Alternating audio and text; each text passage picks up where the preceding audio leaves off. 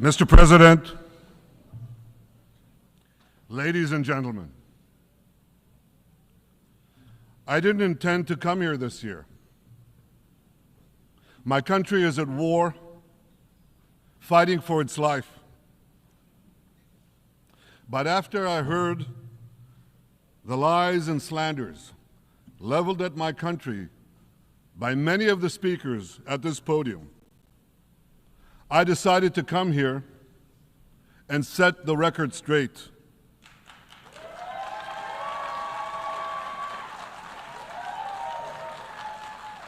I decided to come here to speak for my people, to speak for my country, to speak for the truth. And here's the truth. Israel seeks peace. Israel yearns for peace. Israel has made peace and will make peace again.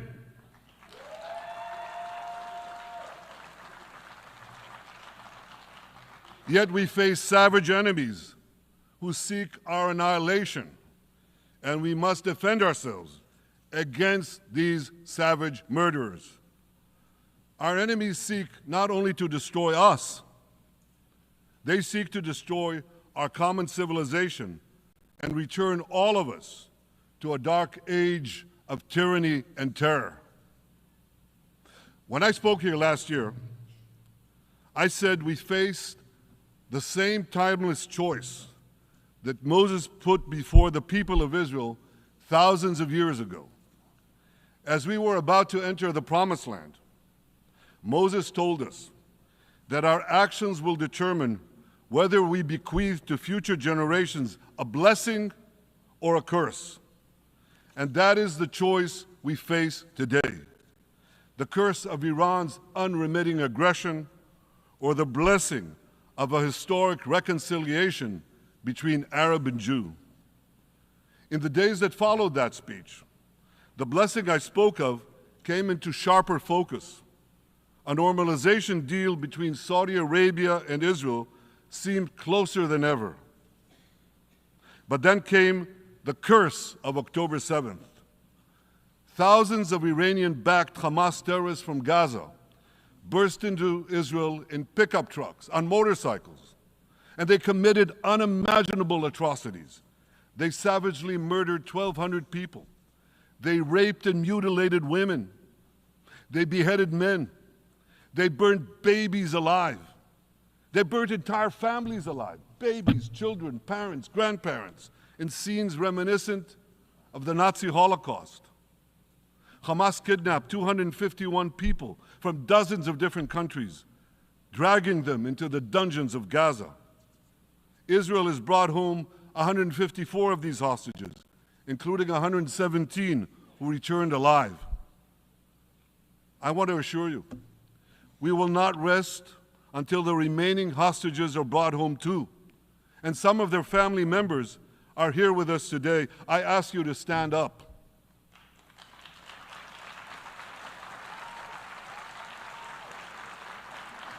With us is Eli Stevie, whose son Idan was abducted from the Nova Music Festival. That was his crime, a music festival. And these murderous monsters took him.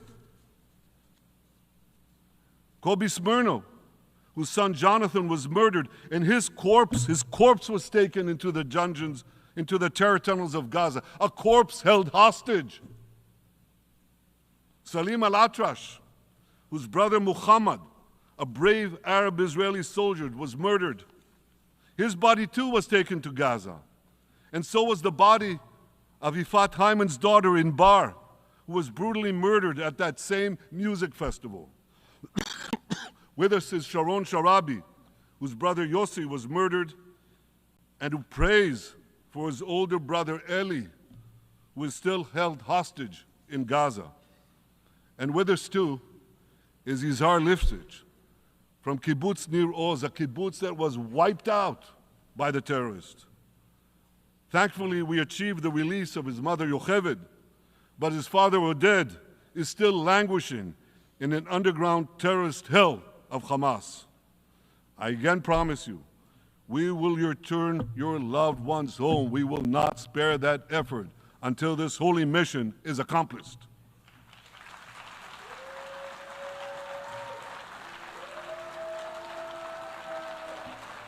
Ladies and gentlemen, the curse of October 7th began when Hamas invaded Israel from Gaza. But it didn't end there. Israel was soon forced to defend itself on 6 more war fronts organized by Iran. On October 8th, Hezbollah attacked us from Lebanon. Since then, they fired over 8,000 rockets at our towns and cities, at our civilians, at our children. 2 weeks later, the Iran-backed Houthis in Yemen launched drones and missiles at Israel, the first of 250 such attacks, including one yesterday aimed at Tel Aviv. Iran's Shiite militias in Syria and Iraq have targeted Israel dozens of times over the past year as well. Fueled by Iran, Palestinian terrorists in Judea and Samaria perpetrated scores of attacks there and throughout Israel. And last April, for the first time ever, Iran directly attacked Israel from its own territory, firing 300 drones, cruise missiles, and ballistic missiles at us. I have a message for the tyrants of Tehran. If you strike us, we will strike you. There is no place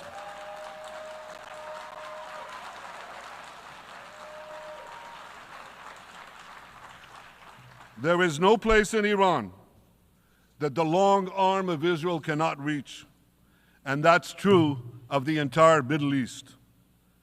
Far from being lambs led to the slaughter, Israel's soldiers have fought back with incredible courage and with heroic sacrifice. And I have another message for this assembly and for the world outside this hall. We are winning.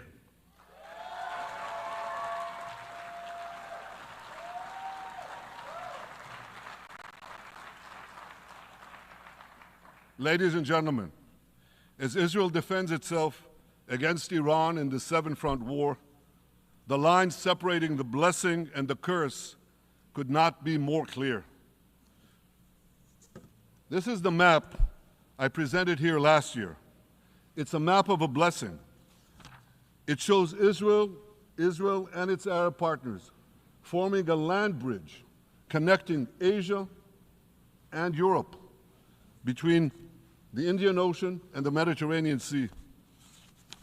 Across this bridge, we will lay rail lines, energy pipelines, fiber optic cables, and this will serve the betterment of 2 billion people. Now look at this second map. It's a map. Look at the second map. It's a map of a curse. It's a map of an arc of terror that Iran has created and imposed from the Indian Ocean to the Mediterranean.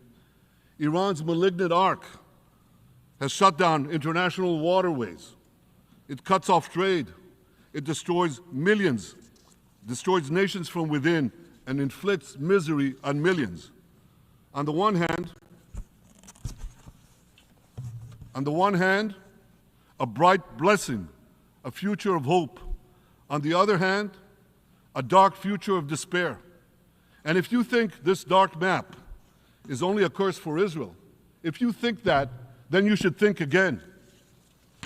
Because Iran's aggression, if it's not checked, will endanger every single country in the Middle East and many, many countries in the rest of the world.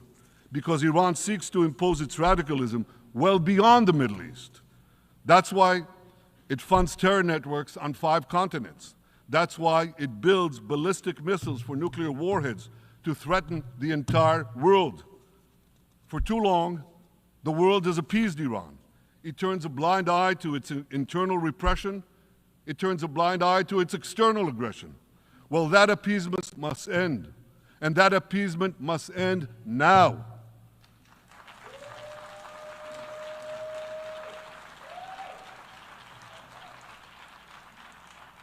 Nations of the world should support the brave people of Iran who want to rid themselves of this evil regime. Responsible governments should not only support Israel in rolling back Iran's aggression, they should join Israel. They should join Israel in stopping Iran's nuclear weapons program. In this body, in the Security Council, we're going to have a deliberation in a few months. And I call on the Security Council to snap back UN Security Council sanctions against Iran, because we must all do everything in our power to ensure that Iran never gets nuclear weapons.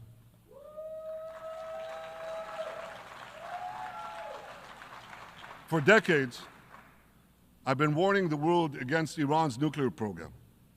Our actions delayed this program by perhaps a decade, but we haven't stopped it. We've delayed it, but we haven't stopped it. Iran now seeks to weaponize its nuclear program for the sake of the peace and security of all your countries. For the sake of the peace and security of the entire world, we must not let that happen. And I assure you, Israel will do everything in its power to make sure it doesn't happen.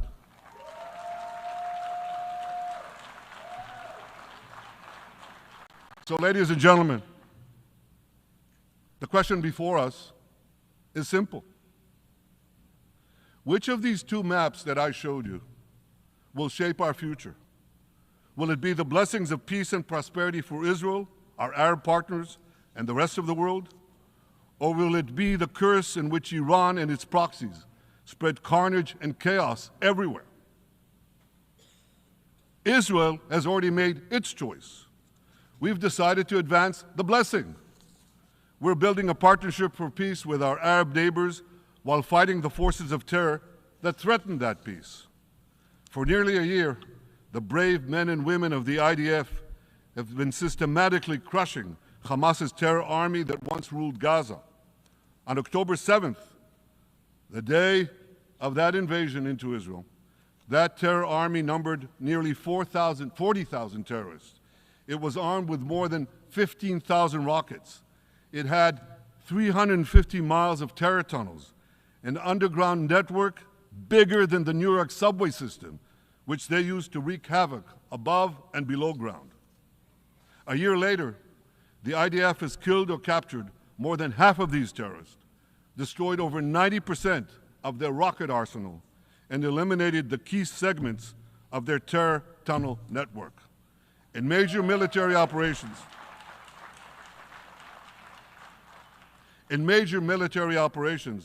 we destroyed nearly all of Hamas's terror battalions, 23 out of 24 battalions. Now, to complete our victory, we are focused on mopping up Hamas's remaining fighting capabilities. We are taking out senior terrorist commanders and destroying remaining terrorist infrastructure. But all the while, and I'll say this one more time, we remain focused on our sacred mission, bringing our hostages home, and we will not stop until that mission is complete. Now, ladies and gentlemen, even with Hamas's greatly diminished military capability, the terrorists still exercise some governing power in Gaza by stealing the food that we enable aid agencies to bring into Gaza. Hamas steals the food, and then they hike the prices. They feed their bellies, and then they fill their coffers with money that they extort from their own people. They sell the stolen food at exorbitant prices. And that's how they stay in power. Well, this too has to end, and we're working to bring it to an end.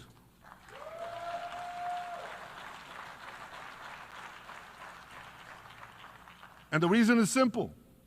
Because if Hamas stays in power, it will regroup, rearm, and attack Israel again and again and again, as it is vowed to do. So Hamas has got to go.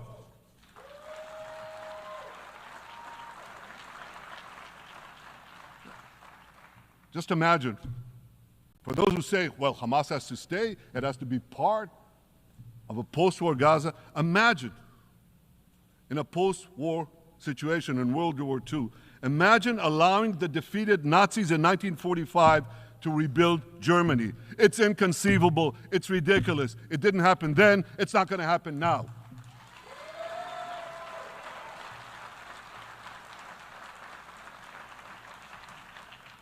This is why Israel will reject any rule for Hamas in a post-war Gaza.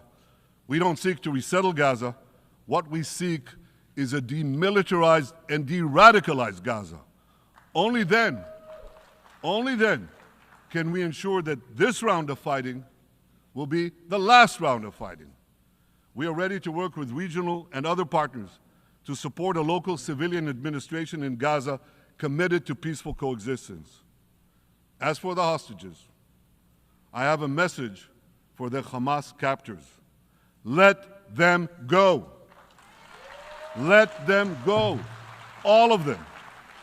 Those alive today must be returned alive, and the remains of those whom you brutally killed must be returned to their families.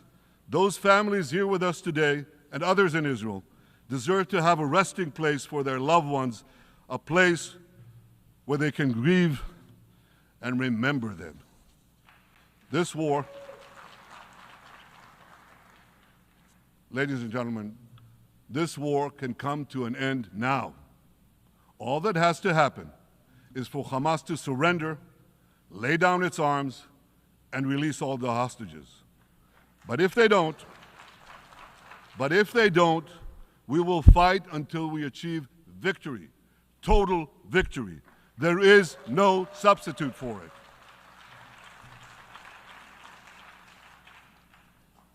Israel must also defeat Hezbollah in Lebanon. Hezbollah is the quintessential terror organization in the world today. It has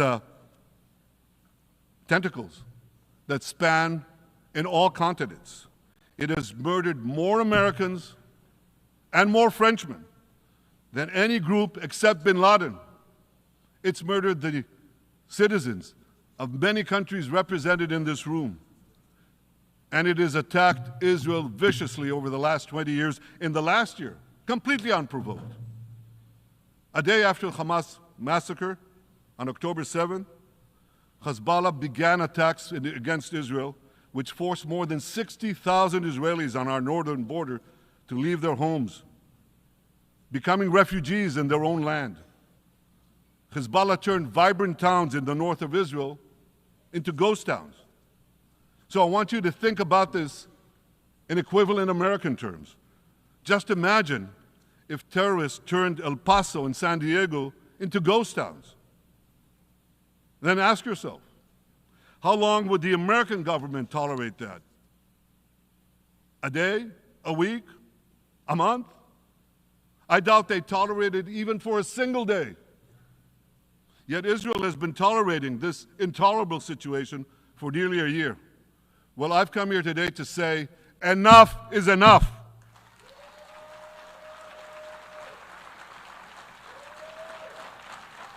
We won't rest until our citizens can return safely to their homes. We will not accept a terror army perched on our northern border, able to perpetrate another October 7th style massacre. For 18 years, Hezbollah brazenly refused to implement UN Security Council Resolution 1701, which requires it to move its forces away from our borders. Instead, Hezbollah moved right up to our border. They secretly dug terror tunnels to infiltrate our communities and indiscriminately fired thousands of rockets into our towns and villages. They fire these rockets and missiles not from military sites, not from that. They do that too. But they fire those rockets and missiles after they place them in schools, in hospitals, in apartment buildings, and in the private homes of the citizens of Lebanon. They endanger their own people. They put a missile in every kitchen, a rocket in every garage. I said to the people of Lebanon this week, Get out of the death trap that Hezbollah has put you in. Don't let Nasrallah drag Lebanon into the abyss. We're not at war with you. We're at war with Hezbollah, which has hijacked your country and threatens to destroy ours. As long as Hezbollah chooses the path of war, Israel has no choice, and Israel has every right to remove this threat and return our citizens to their homes safely. And that's exactly what we're doing.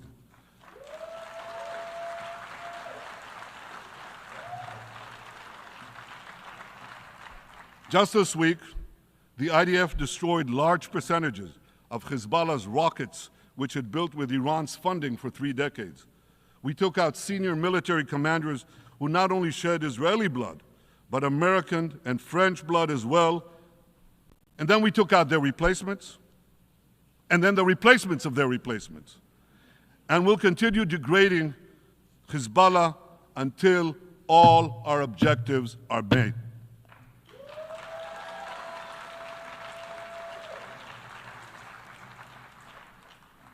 Ladies and gentlemen, we're committed to removing the curse of terrorism that threatens all civilized societies. But to truly realize the blessing of a new Middle East, we must continue the path we paved with the Abraham Accords 4 years ago. Above all, this means achieving a historic peace agreement between Israel and Saudi Arabia.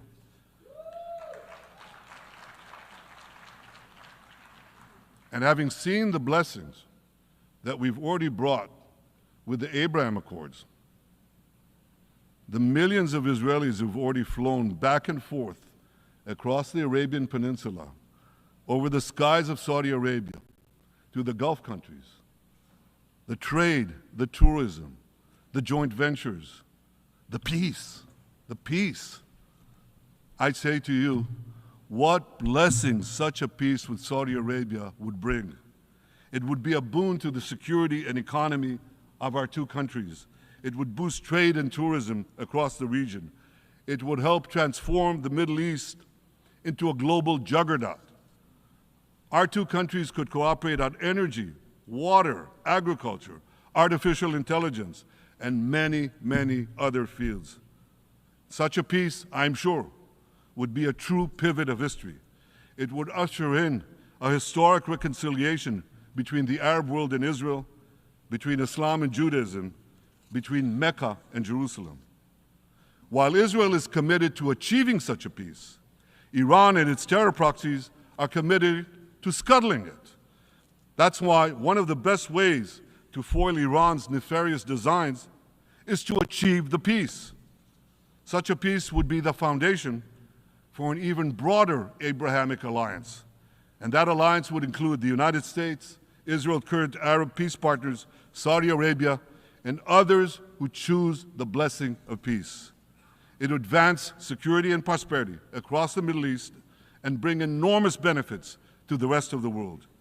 With American support and leadership, I believe this vision can materialize, and much sooner than people think. And as the Prime Minister of Israel, I will do everything in my power to make it happen. This is an opportunity that we and the world should not let go by.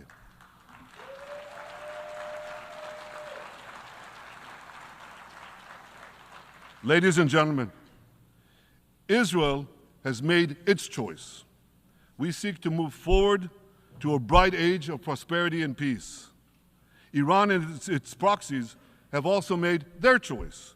They want to move back to a dark age of terror and war. And now I have a question. And I pose that question to you. What choice will you make? Will your nation stand with Israel? Will you stand with democracy and peace? Or will you stand with Iran, a brutal dictatorship that subjugates its own people, exports terrorism across the globe? In this battle between good and evil, there must be no equivocation. When you stand with Israel, you stand for your own values and your own interests. Yes, we're defending ourselves, but we're also defending you against a common enemy that through violence and terror seeks to destroy our way of life. So there should be no confusion about this. But unfortunately, there is a lot of it in many countries and in this very hall, as I've just heard. Good is portrayed as evil, and evil is portrayed as good. We see this moral confusion when Israel is falsely accused of genocide, when we defend ourselves against enemies who try to commit genocide against us. We see this too when Israel is absurdly accused by the ICC prosecutor of deliberately starving Palestinians in Gaza. What an absurdity. We helped bring in 700,000 tons of food into Gaza. That's more than 3,000 calories a day for every man, woman, and child in Gaza. We see this moral confusion when Israel is falsely accused of deliberately targeting civilians. We don't want to see a single person, a single innocent person die. That's always a tragedy. And that's why we do so much to minimize civilian casualties, even as our enemies use civilians as human shields. And no army has done what Israel is doing to minimize civilian casualties. We drop flyers, we send text messages, we make phone calls by the millions to ensure that Palestinian civilians get out of harm's way. We spare no effort in this noble pursuit. We see yet another profound moral confusion when self-described progressives march against the democracy of Israel. Don't they realize they support the Iranian-backed goons in Tehran and in Gaza, the goons who gun down protesters, murder women for not covering their hair, and hang gays in public squares, some progressives? According to the U.S. Director of National Intelligence, Iran funds and fuels many of the protesters against Israel. Who knows, maybe some of the protesters, or even many of the protesters outside this building now. Ladies and gentlemen, King Solomon, who reigned in our eternal capital, Jerusalem, 3,000 years ago, proclaimed something that is familiar to all of you. He said, "There is nothing new under the sun." Well, in an age of space travel, quantum physics, and artificial intelligence, some would argue that's a debatable statement. But one thing is undeniable. There is definitely nothing new at the United Nations.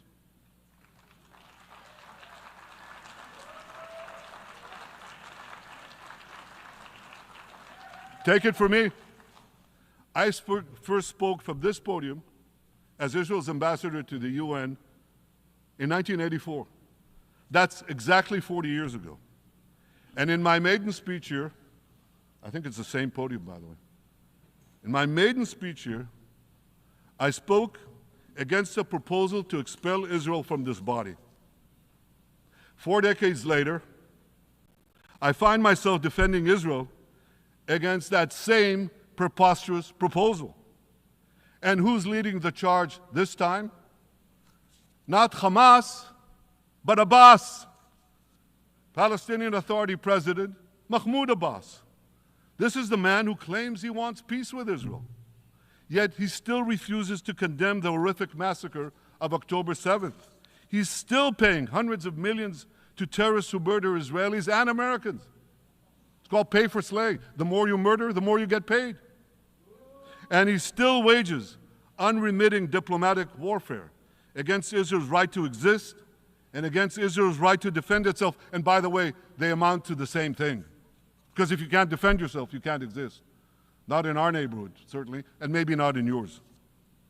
Standing in this podium 40 years ago, I told the sponsors of that outrageous resolution to expel Israel, "Gentlemen, check your fanaticism at the door."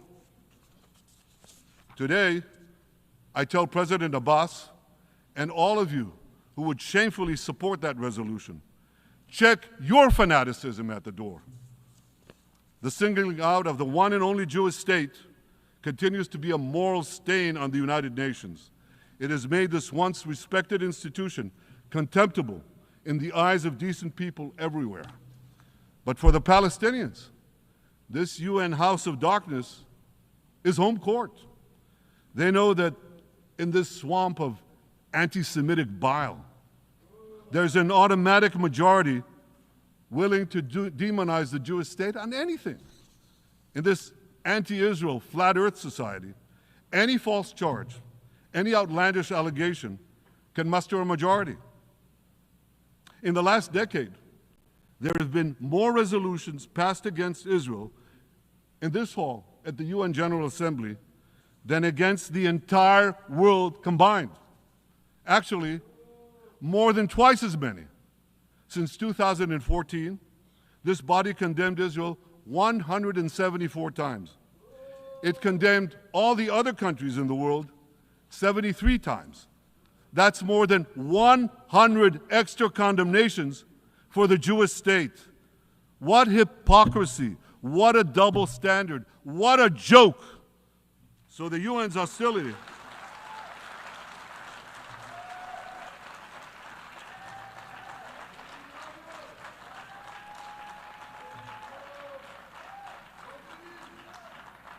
So all the speeches you heard today, all the hostility directed at Israel this year, it's not about Gaza.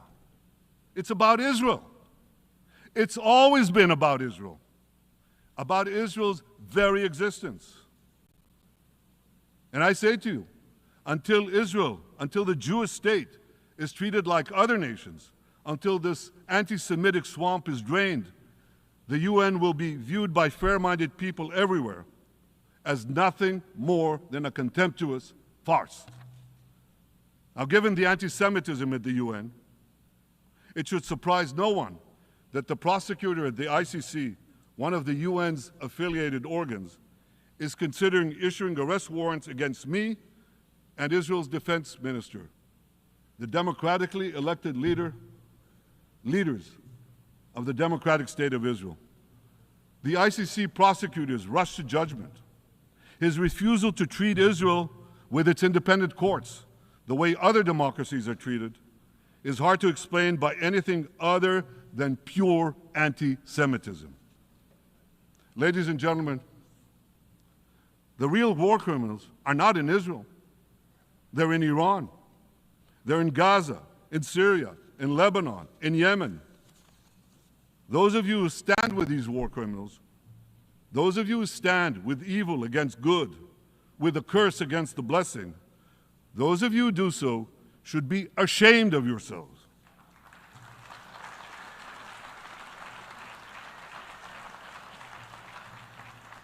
But I have a message for you.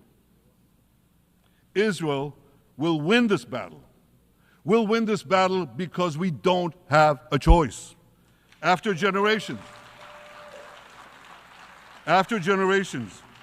in which our people were slaughtered, remorselessly butchered, and no one raised a finger in our defense, we now have a state. We now have a brave army, an army of incomparable courage, and we are defending ourselves. As the book of Samuel says in the Bible, Netzach Yisrael lo yishaker. The eternity of Israel will not falter.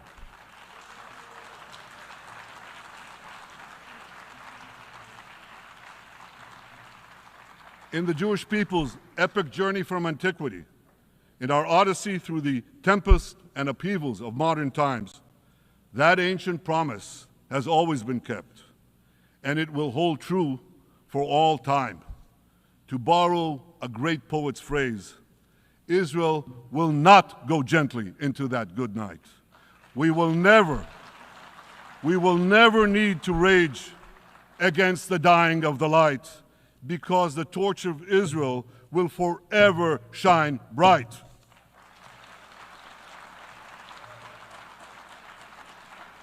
To the people of Israel and to the soldiers of Israel, I say, be strong and of good courage. חזקו ואמצו ואל תיראו מפניהם, כי אדוני אלוהיך הוא ההולך עמך, לא ירפך ולא יעזבך. Am Yisrael Chai, the people of Israel live, now, tomorrow, forever. Thank you.